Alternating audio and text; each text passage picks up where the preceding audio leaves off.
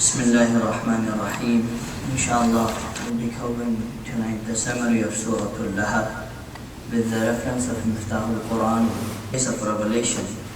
This Makkah al-Mukarramah, the surah contained 5 ayahs and 81 total.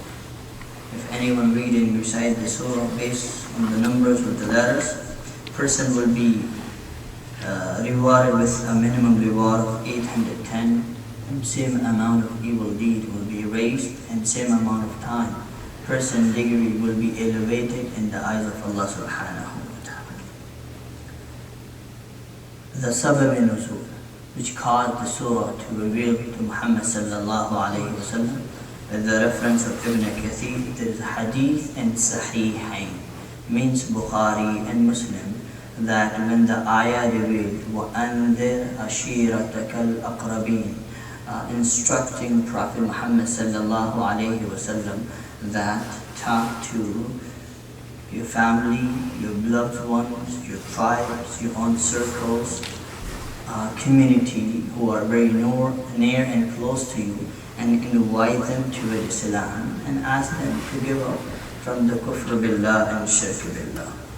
So then Muhammad sallallahu alayhi wa sallam at one occasion climbed the Mount of Safa, very famous mountain in Saudi Arabia called Safa and Marwa, one of the rukn of Hajj. He climbed the Mount of Safa and called his people, his tribe, his beloved one, by saying Ya Sabaha. That used to be a wording and coding at that time, as we have in English today. We say attention. Attention means when we want to grab attention of the people, we just repeat the word. So these words used to be known among the Arabs at that time, that something is going to happen very important, that the caller want to ask us for our attention. So when Prophet ﷺ says Ya Sabaha, Ya Bani Abd Manaf, Ya Bani Abd Muttalib, Ya Bani Hashim, everyone starts gathering from all around. And when they all gather, Muhammad sallallahu alayhi wa sallam asked them, if I inform you that there is enemy troop of people who are ready to attack on you and overtakes you, will you believe me? And they all said in one word, why not? You are the most truthful person among ourselves who we know. Then Muhammad sallallahu alayhi wa sallam said, in fact, I'm warning you from the punishment of Allah subhanahu wa ta'ala, which is ready to overtake you and come upon you because of engaging and involving yourself during a days and night with the kufr billah and shirk billah. So I'm calling you all towards La ilaha illallah Muhammad Rasulullah. So he invited them to Islam. Soon his uncle, known as Abu Lahab, he says, as in respond to Muhammad sallallahu, because he used the word Ya Sabaha, there is something very important I'm going to share, or everyone at the danger zone, so you'll give up and leave your place and just gather, and everyone rushed along, those people who accepted by that moment and who didn't. So Abu Lahab, his uncle, responded in the gathering by saying, Tabban lak ali hada jamatana. What a wonderful joke you made. There is a loss, destructions and humiliation for you, O Muhammad, for this cause you have gathered us. Mufassirin says, he had the rock, he intended to throw that towards Muhammad sallallahu, but he didn't. And then from then on, he used to go behind Muhammad sallallahu. Whenever Muhammad sallallahu used to introduce the deen, kalma, Islam, Abu Lahab from the behind, he used to say that, don't listen to this guy. This guy has been deceived from the path, the deen of his forefather, and he's also inviting others to the misguidance. One side is Abu Lahab, and other hand, his wife, Jamil, that is her kunyat, but her name was Arwa. She used to place a thorn, rubbish, the things which may create painful moment for Muhammad sallallahu alaihi wasallam, so he can give up what he's doing and what he's preaching. So as a response to his word, what he said to Muhammad sallallahu alaihi wasallam, "Tabban lak ya Muhammad." Allah absolutely didn't like that. No. That's a little too much for my Nabi. No. And then the surah was revealed as a response in the form of humiliation for Abu Lahab and his wife, Arwa, known as an Jamil. And then with the reference of Jamalain, the daughter of Abu Bakr Siddiq, her name is Asma, one of them, you know that Aisha Siddiqa was also a daughter. Asma, she narrates that when the Surah Al-Lahab was revealed and Jamil got to know that, she was totally blessed because there's a humiliation. There's the news of destructions, and she knows that if that is the case, I'm done. So when she got to hear that, she was totally blessed, frustrated, grabbed the piece of rock and a stone, and with the intention that she will, na'udhu billah, smash the head of Muhammad sallallahu alayhi wa sallam. And she started using the wording and quoting by humiliating Nabi sallallahu alaihi wasallam, going from here, there, and searching. Finally, she reached to the haram, and she found Muhammad sallallahu alaihi wasallam sitting with Abu Bakr, but she didn't saw Muhammad sallallahu alaihi wasallam. She saw Abu Bakr. So Abu Bakr said to Muhammad sallallahu alaihi wasallam, "Ya Nabi Allah, she's coming. Didn't look like she's in a good mood. Yeah, holding a rock." And the beautiful word means the wording of the humiliation, cursing is coming out. So should I, address her? Nabi sallallahu alaihi wasallam said, "Don't worry, Allah is with me. Let her come. She won't be able to find you." Subhanallah. Exactly that happened. She reached to Haram and she saw Abu Bakr. She communicated and addressed with Abu Bakr while Muhammad sallallahu alaihi wasallam was just next to him. And she was made blind to see Nabi sallallahu alaihi wasallam. And she asked Abu Bakr, "I heard Muhammad sallallahu alaihi wasallam has humiliated about me." And then Abu Bakr says, "No. What do I mean? This is the revelation of Allah. The revelation came from Allah. Muhammad sallallahu alaihi wasallam doesn't make a revelation." And he says, "No." And then she left, little calm. Moving forward, so that was the cause, sabab of nuzul of the surah. Now the question is, what is in the surah? If we see the one very famous tafsir known as Ma'arif al-Quran, at the occasion called Badr, very famous occasion, 7 days later of the occasion called Badr, as the effects of this revelation took place in Abu Lahab, that when Muhammad sallallahu alaihi wasallam invited everyone, he not only cursed on Muhammad sallallahu alaihi wasallam, but out of two pride. He was very handsome man, very handsome, beautiful looking, very strong. Allah has blessed him with the worldly belongings, so he has the financial, very strong support. He has been blessed with a beautiful wife and along with the sons and daughters. So he was well known and well strong and well established man of his time. So he said, whether Muhammad sallallahu alaihi wasallam, if he's right in his religion, I'm still not going to accept that. I'm self-sufficient, means I have a belonging, I have a business, I'm a strong man. He's not going to be doing anything. Subhanallah, too pride. That's give us a lesson. Whatever we have, whether in the form of health, wealth, wife and children, is a God-gifted item. So make sure we take it as a gift. To see as in respond of his two words.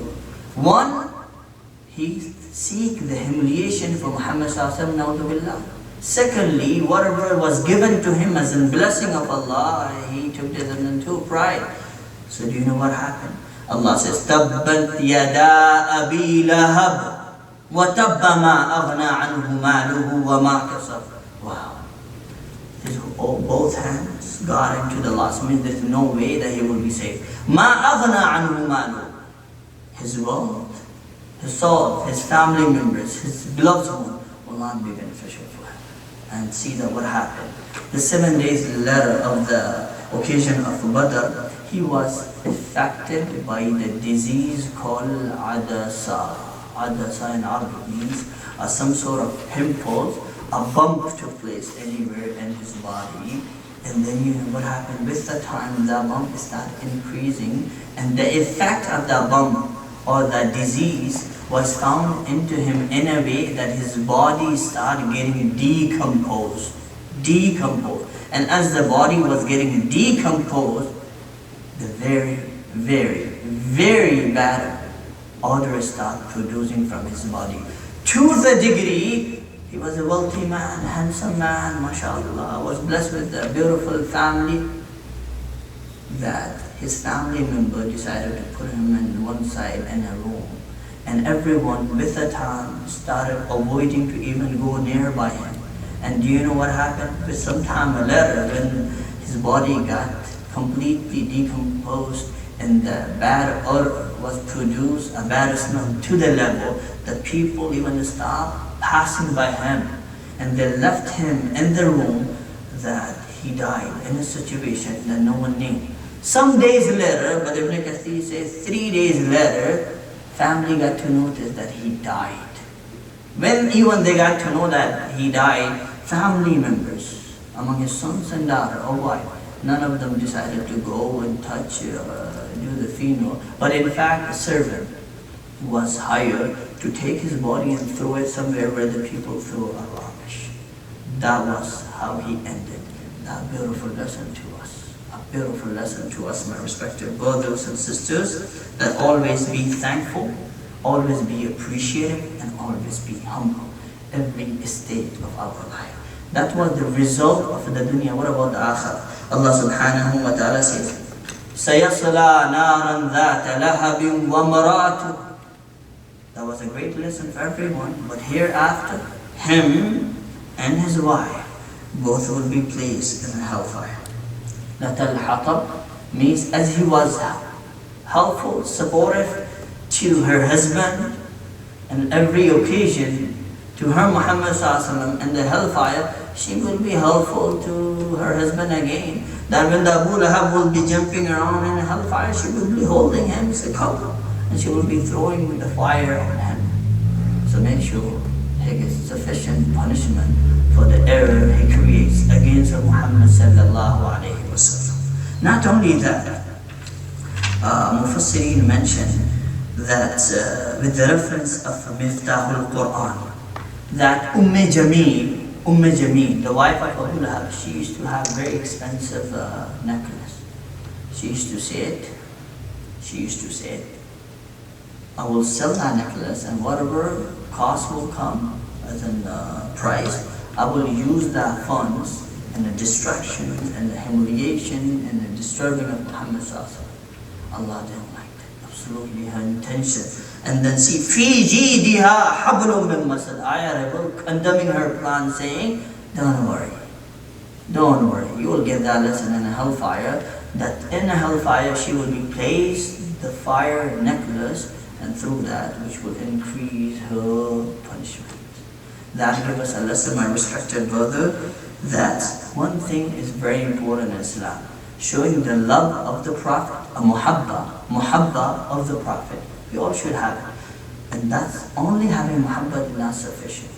Also to have a mutabaqat with the Prophet. What that mean? Similarity in our action. We have a love, but not similarity in action. You know what that means? It means we are not sincere. Both things needed to be a true Muslim. If someone has an action, not similarity, action, whether it is a similar of Muhammad ﷺ, but not a love of the Muhammad ﷺ, that called in Islam munafiqat. There used to be a lot of munafiqeen used to pray behind Muhammad ﷺ in the first row, but they didn't have the love. So that's called munafiqat.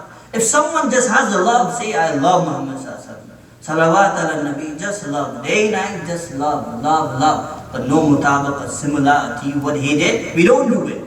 What he says is wrong, we don't consider wrong. That called in Islam, very important, a bid'ah. That is bid'ah. To be in a tariqat, we make sure we have a love of the Muhammad ﷺ, and make sure we have a mutabaqat to consider ourselves as we call Ahle Sunnat wal Jama'at. One thing we just like to conclude with, that Abu Lahab on one side, that was his hiyak and qiyas with Nabi sallallahu alaihi wasallam. But with the reference of Miftah al-Quran, he mentioned that how much in the beginning, how much love he had for Muhammad sallallahu alaihi wasallam. When his slave girl, at the past time people used to own the slaves, slave girl known as Sobiya, when she brought the news to Abu Lahab and Muhammad sallallahu alaihi wasallam was born to this dunya, came to this dunya, saying that, congratulations, you became uncle. Was so happy. He said, okay, just because of being a good news, I freed you. It's the example to understand that just think that among ourselves, someone have a BMW, not a Hyundai, Toyota, the Kia, the Mazda, BMW, Lexus, the Ferrari, the Lamborghinis, the Mercedes, the Audis, and we have a driver. And he just gave me a news, saying that, hey sir, this is a good news for you. And out of full of love, you say, hey, you can have my car. That's exactly what that means. Will we do it? No. Because the Ferrari, Lamborghini, worth a lot. You see the people just take a snapshot and a picture when they see a Ferrari sometime in a mall. Exactly that happened. Not used to work. He freed her. But what happened? That wasn't sufficient. Because when the message was given to him, at that moment he's supposed to surrender himself and say, Sami'na wa ta'ana. He showed his rejection. When he showed his rejection, as a result, he got the humiliation from Allah subhanahu wa ta'ala.